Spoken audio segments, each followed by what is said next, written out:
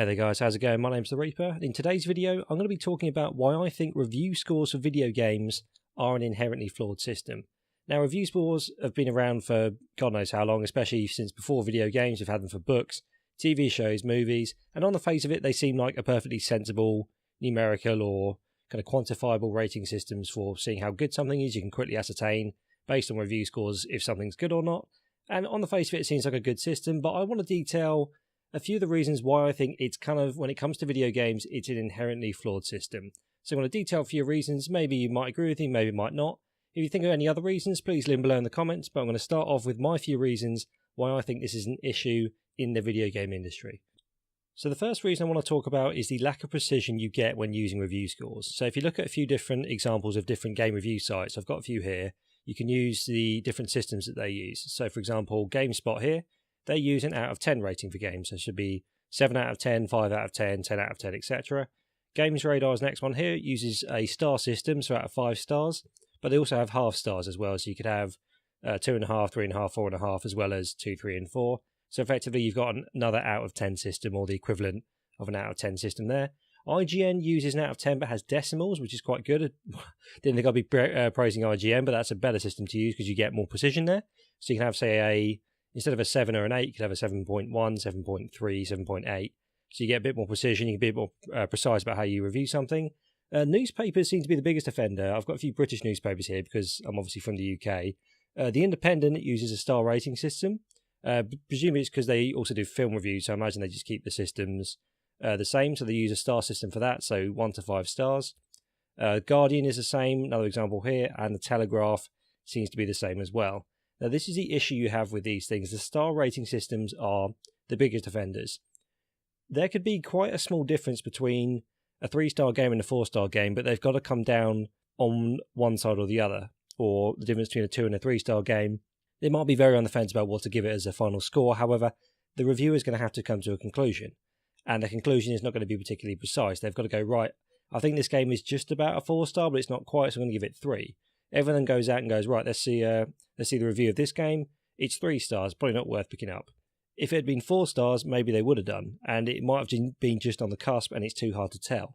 So you don't get enough precision with a star review. Out of 10 system is obviously a bit better, but even then, the difference between, say, a 7 out of 10 or an 8 out of 10 could be the difference between people buying it or not. If someone looks at a review and they say 7 out of 10, they might go, 7 out of 10 is good, but not quite good enough. An 8 out of 10, they might go, 8 out of 10 is a pretty solid score.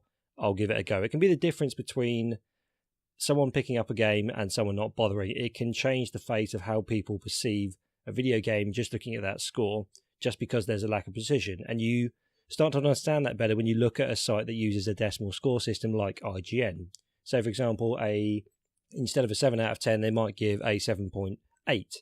Now, the difference between a 7 and a 7.8 is massive. Or a 7.9. It's practically 8. However, it's a difference between a 7 and an 8 and a 7.8 out of 8. It's a lot smaller.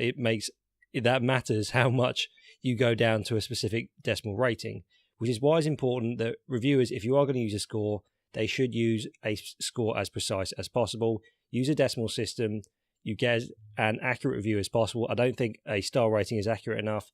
I don't think an out of 10 system, even then, is accurate enough. A decimal out of 10, I think, is a good system.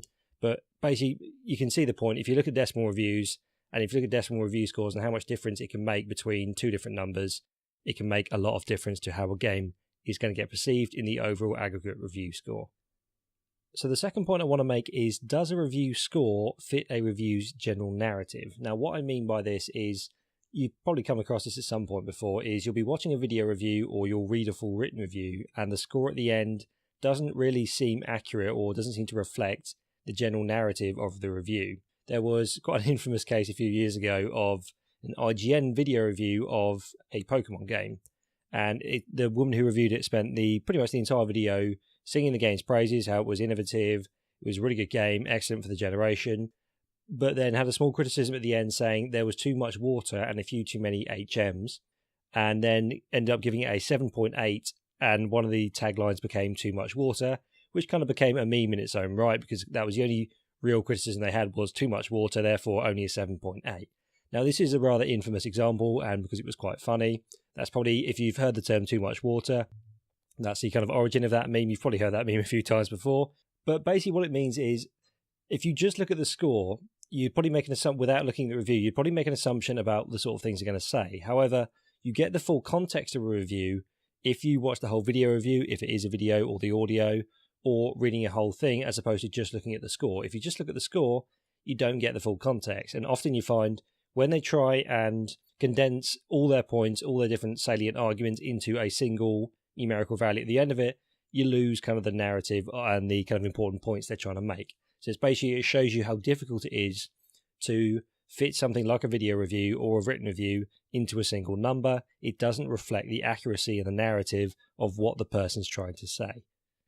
So the next point that I want to make, and I've kind of touched on this already a bit, is if you just take the score at face value, you ignore the context of the review, you don't get a full accurate representation of what the reviewer is trying to say.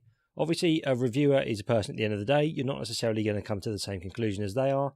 That's not a criticism I can level. Everyone has subconscious bias. Everyone has differing opinions. A reviewer can only do an accurate a job as they are able to demonstrate how good they think a game is. And I don't think you can do that just by putting a number at the end of it. You need to read the whole review. You need to see what they're saying. And you need to come to your own conclusion a bit. If you just look at a review score and they've gone, okay, this game's a 7 out of 10, and they've given you the criticisms for it and the praises for it, you might watch that and go, I think they're being a bit harsh. I think they've got a valid criticism, but I think they're taking a few more points off. It wouldn't bother me as much the way it's bothered them. So I think they're being a bit harsh. They've given it this score, but based on why they've given it that score, I've read the review or I've watched the video where they've talked about it. I can see properly what they're getting at. It doesn't bother me as much, or maybe something that they said was good, you think might be really good. So when you read the full review or you watch a whole video review, you get the full context of what they're saying. You can come to your own conclusion a bit. This is the important thing. I think this is what a review needs to serve a purpose more than just giving a blank score at the end of it. It needs to inform people. It needs to allow them to some extent to come to their own conclusions by giving in an accurate report as possible. Another quick point here is, in terms of, say, review score, maybe they were criticising, maybe it's a slightly old review, maybe it's a game that's on sale that came out a few months ago, and they're criticising it based on the review scores. Were like, it got some low review scores because it was kind of mismarketed, it was misadvertised, or there was some technical issues on launch. Maybe later down the line, you think of those review scores and you think, it's probably not worth picking up. Look at the review scores it got. If you read some of them, if you actually read the reviews, maybe the biggest criticism was the technical issues, but then later down the line they may have been solved, so therefore you're okay to pick it up. My point is, you need to get a full context of what's going on. You need to be able to come to your conclusion to your own extent yourself, and you need to look at the context of what's going on. You can't do that just with a single numerical value. So the final thing I want to talk about is aggregate sites. Now, so if you're unfamiliar with aggregate sites, what they do is they take all the other reviews that they can find of a particular video game, or maybe music, or whatever it is, but in this case, obviously I'm talking about video games. It collects all the professional reviews it can, and it correlates them all into a single kind of average score. So it finds all the reviews it can, and it puts them all together to try and get an instant, this is the kind of overall perception and rating the game got across all reviews from various places, which makes sense. It's a useful concept. Basically means you can go to one place and go, okay, that's the general consensus on that game, is a correlation of all different types of reviews from different people. That's the final score. Makes sense in theory. Unfortunately, it's got some issues in practice. So this is the screenshot you're currently looking at is the Witcher 3 Wild Hunt correlation reviews that is on Metacritic. Now, I'm sure most of you have heard of Metacritic before. It's a review aggregate site. It does video games, but it does a bunch of other stuff as well. But for now, I'm just going to keep it on video games for the moment. Now, the Witcher 3 Wild Hunt review got a 93 average review. Now, that's quite a lot. Now, the Witcher 3 Wild Hunt is one of my favourite games of all time, and it was a very, very well-received game. It got 9.3 average user score. Now, you need to dig a little bit deeper here. If you scroll down slightly, you'll see all these reviews. These were accurate. This is a screenshot as when I made this video, so these may change later on. I'm not quite sure. But this is the screenshot I took of all the videos if you scroll down a bit on that page. The links to all the things I'm going to be talking about, all the web pages I'll talk about, are in the description below the video. If you want to check any of these, if I've made a mistake, by all means point it out. But I believe all this information is accurate. So here are the Metacritic scores. So lots of 100s. Now that seems a bit odd, doesn't it? 100 out of 100. That seems a pretty high score. You wouldn't have thought if anyone's giving something a score out of 100 that anyone is ever going to give a video game 100 out of 100. Now, one of the first issues Metacritic has is an out of 100 review score doesn't have the precision issue I was talking about earlier. 100, something out of 100, you can give quite a precise score. The issue is that not all these review sites use a something out of 100 system. So it's easy in the case of, say, IGN's decimal system. The Pokemon game got 7.8. That would correlate quite nicely to a 78.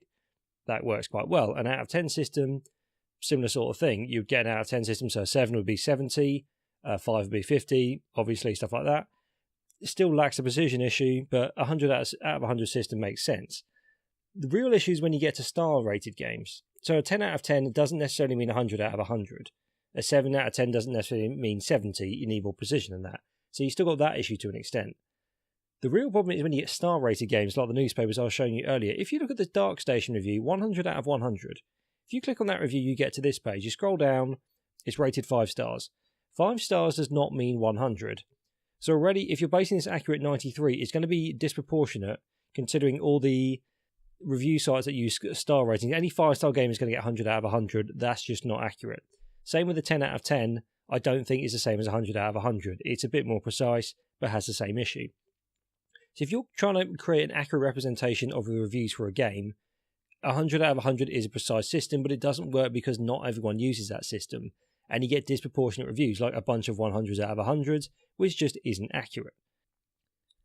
Now, you could accuse me of being a bit pedantic at this point, and you'd not be without some basis to that. I do realise that an aggregate site, it's never going to be a perfect score. It has to do something to try and correlate all the reviews.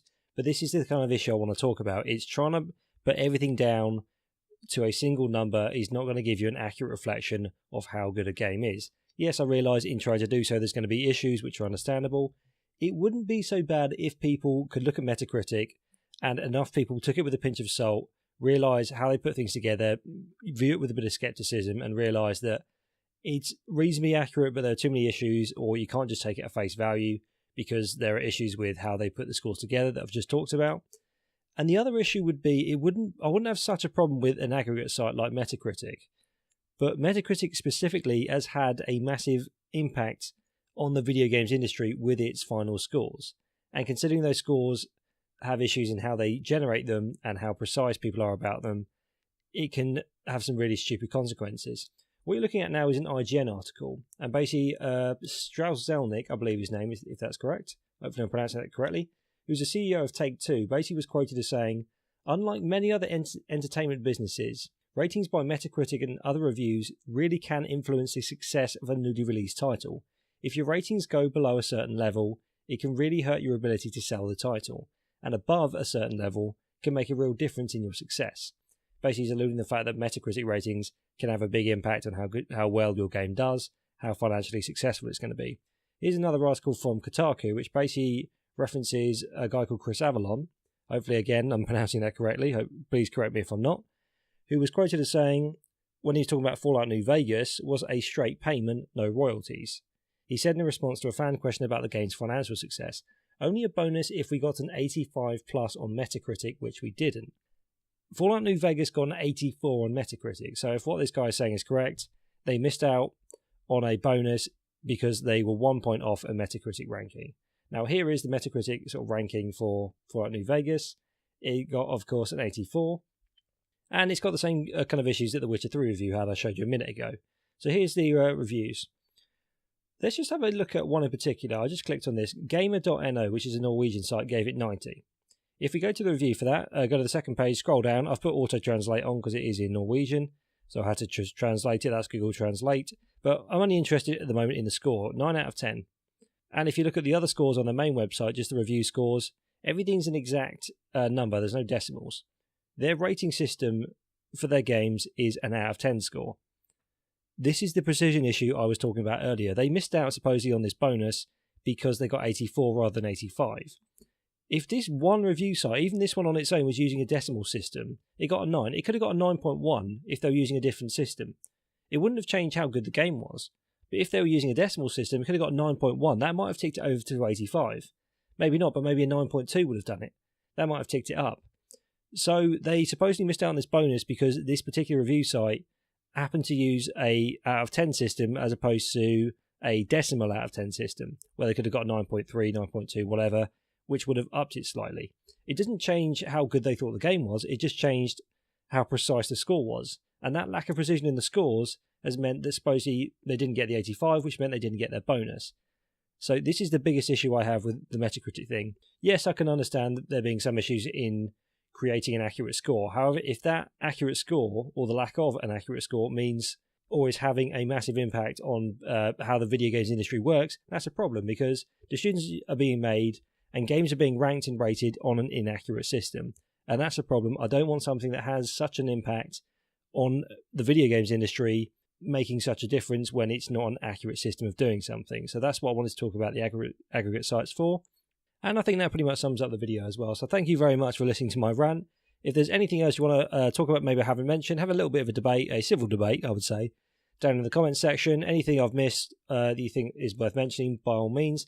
Any inaccuracies, I think I've tried to be as accurate as possible with this stuff. All the links are below in the description of the video, as I've said. But if I've made a mistake anywhere, please do let me know, and I'll see if I can correct that for you. Other than that, if you like the video, please hit like and subscribe. Check out some of my other videos. I do a few reviews of my own, but I don't have any scores on them, as you might expect. But thank you very much indeed for watching. My name's been The Reaper, and I will see you next time.